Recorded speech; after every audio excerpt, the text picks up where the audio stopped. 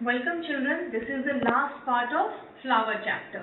So as of now we have studied up to fertilization. Now in this module we will discuss about seed and fruit. So let's start with seed. What are seeds? So the ovules after fertilization develops into seeds. Hence seed is defined as a fertilized ovule. So, what happens after fertilization? The fertilized ovules and ovaries continue to remain and they get food from the main plant. Getting food means they get nutrition.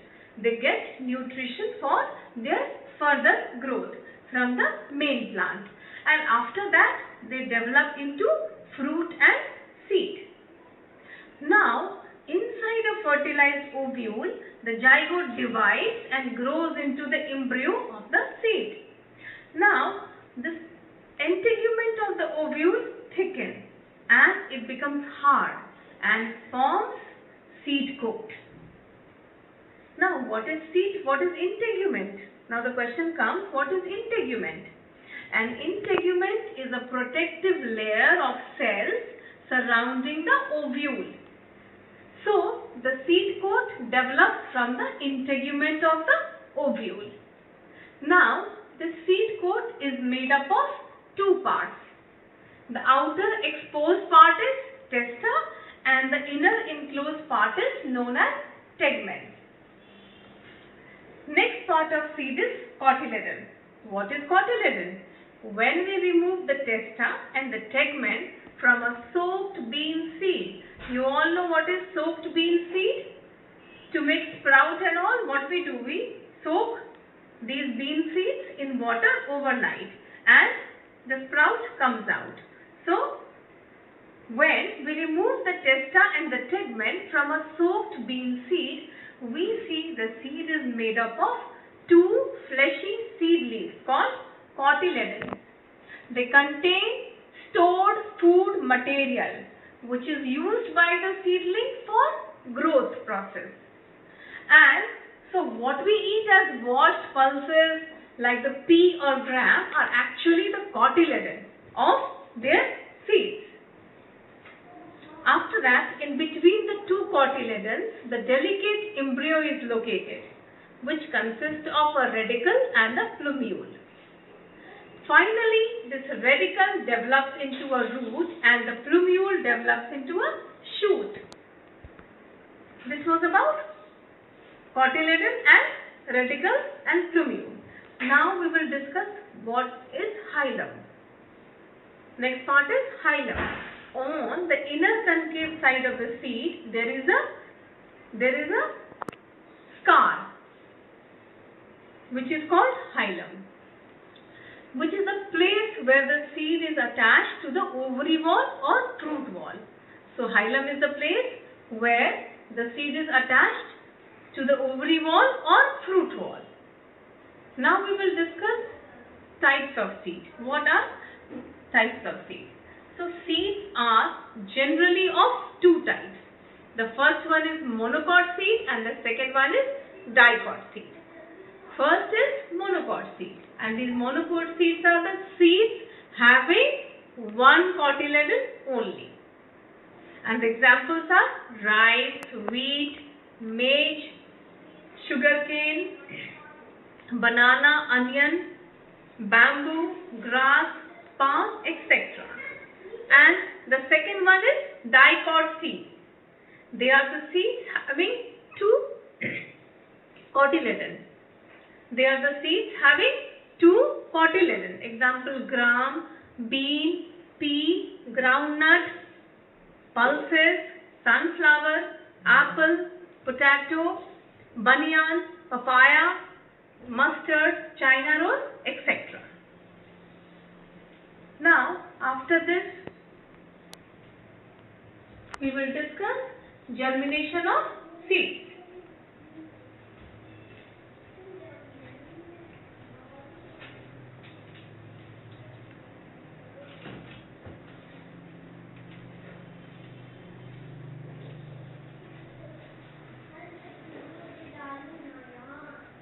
Now we will discuss germination of seed. What is germination of seed?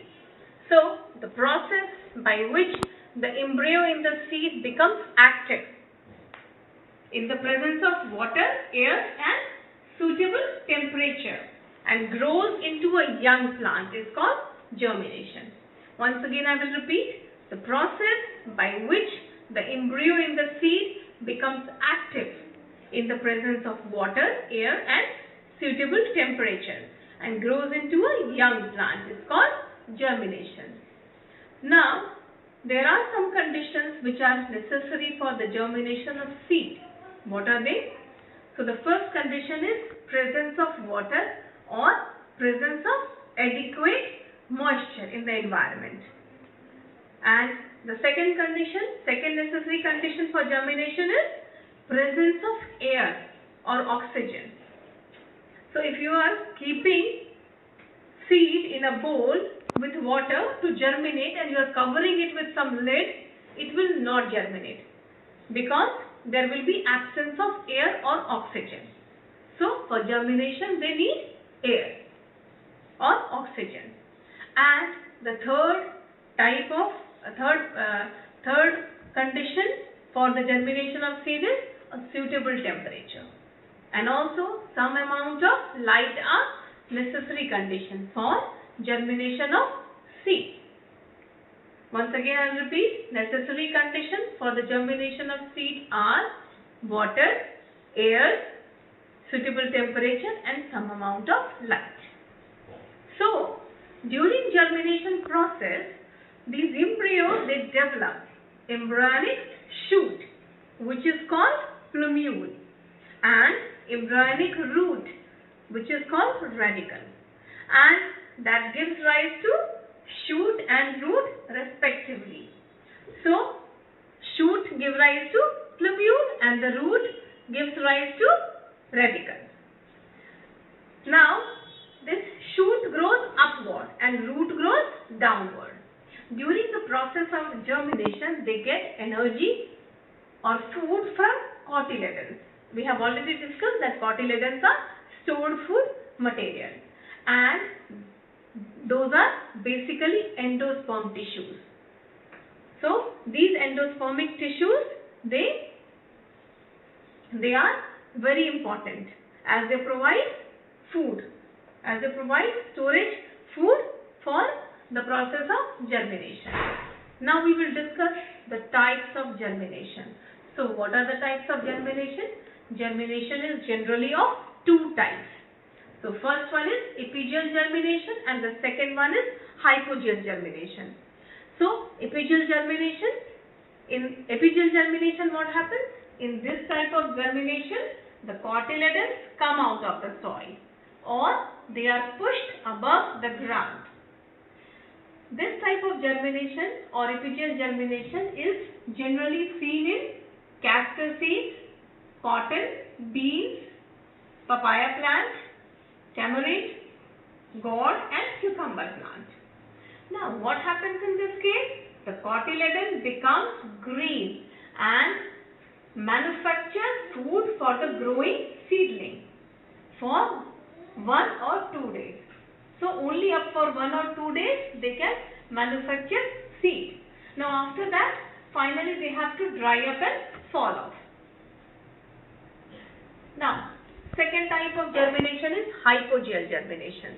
In this type of germination the cotyledon remains below the soil and it is commonly seen in both monocot and dicot seeds.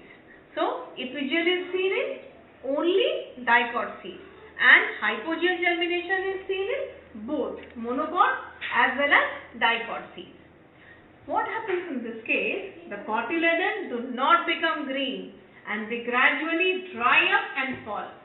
Examples are maize, rice, groundnut, mango, pea, mustard, radish, gram, etc. This is all about seed. Now we will start fruit. So what is fruit? So generally fruit is a ripened ovary. In general fruit is a sweet, fleshy edible part, edible plant part. So some common vegetables like tomato, pea and pumpkin are also fruit of plant. But in common life or in our life we say them vegetables. So now what is vegetable? A vegetable is any edible part of plant like a root, stem, leaf or fruit, which can be either eaten raw or cooked.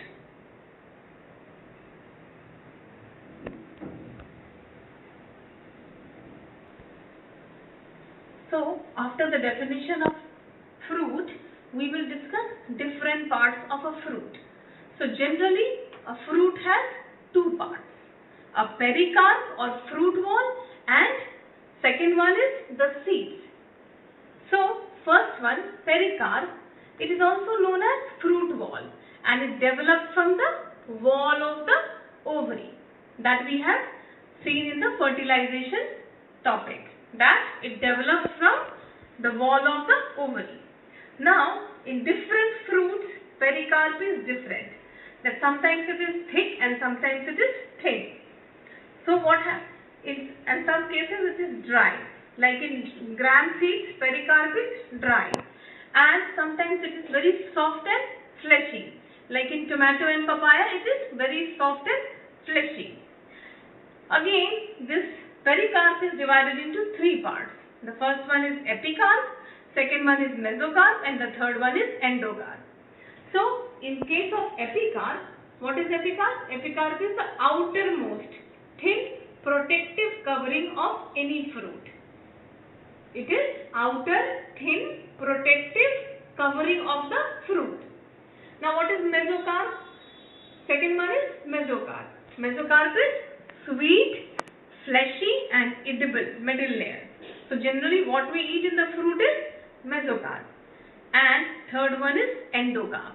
Endocarp is inner hard part of the fruit, in which seeds are present. Now there are two types of fruit. Now we will discuss what are fleshy fruit and dry fruit.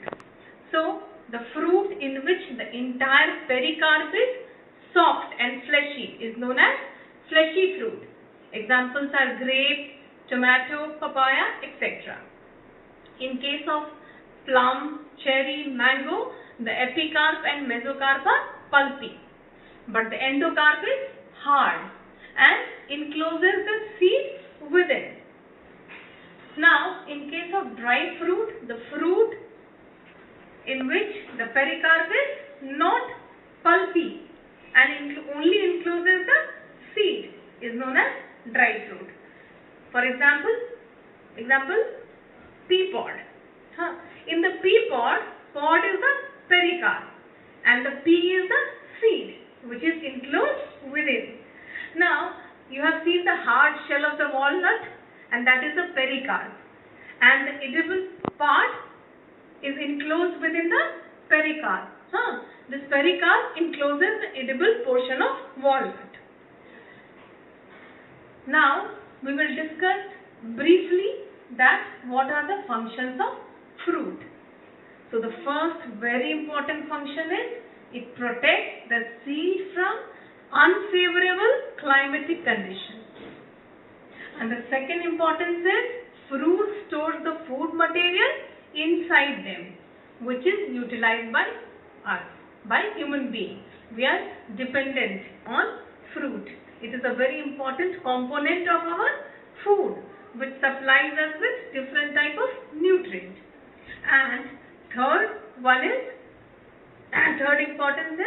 function is that fruit also helps in the dispersal of seeds, as seeds are present inside the food. So when someone is eating a fruit and throwing the seed outside anywhere on the roadside or anywhere in the park and all, what happens? Basically we are doing the dispersal of seed. So we are facilitating the process of dispersal of seed. So how it is possible? Because that seed is present inside the fruit, and also it facilitates germination process. So this is all about the function of fruit. Now we will discuss what is dispersal of fruits and seeds. So when a fruit is completely developed, or we can say it is ripe, it breaks away from the plant, and in due course the seeds are scattered everywhere. So this scattering of fruits and seeds away from the parent plant is called dispersal, so that these plants can lead a proper life. Scattering of fruits and seeds away from the parent plant so that plants can lead a proper life. From proper life, it means plants can get adequate nutrition, and this process is called dispersal of seeds or fruit. Children, like in case of fertilization, there are different methods. So same here, there are different methods of fruit dispersal. So a particular species of plant can grow in different regions and create diversity in the ecosystem. So it is an important aspect of dispersal that fruits and seeds are dispersed far and wide so that they can grow in proper way.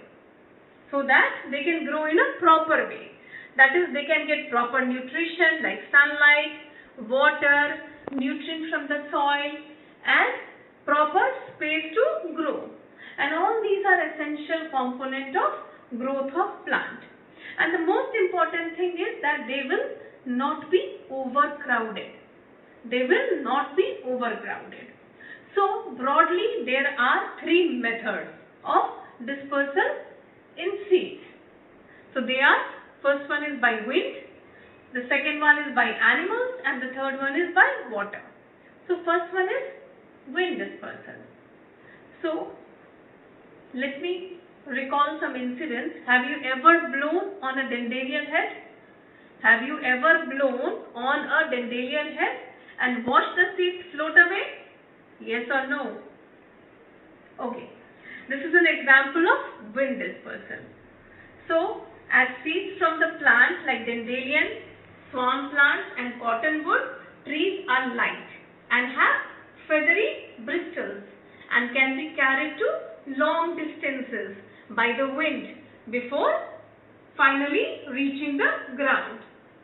So these feathery silky hairs or bristles are called parachute type, which is present in fruits and seeds of dandelion, then cotton seeds, poppy seeds, cinchona seeds and orchids. Also, some plants have wing seeds, so they don't float away but flutter to the ground with wind dispersal. And these seeds are simply blown about and they land to different type of places. These plants have to produce lots of seeds. Why? So that at least some of the seeds land in a suitable place for the growth purpose. And the very good example of wing seed is sycamore and the seeds of orchids. Now we will discuss the second type of dispersal, that is water dispersal. Now many plants have seeds that use water as a means of dispersal, or they are dispersed by water currents. The seeds float away from the parent plant and these seeds are very light, flattened in shape and have air cavities present inside them, so that they can easily be carried to long distances by these water currents. And a very good example is water lily, lotus and coconut. So when the seeds fall in water, they are carried away by the tides to grow somewhere else. So the places in which, the plants in which this water dispersal is commonly seen are generally located on the banks of the river or river streams. So this was the water dispersal. Now we will discuss the third type of dispersal, that is animal dispersal.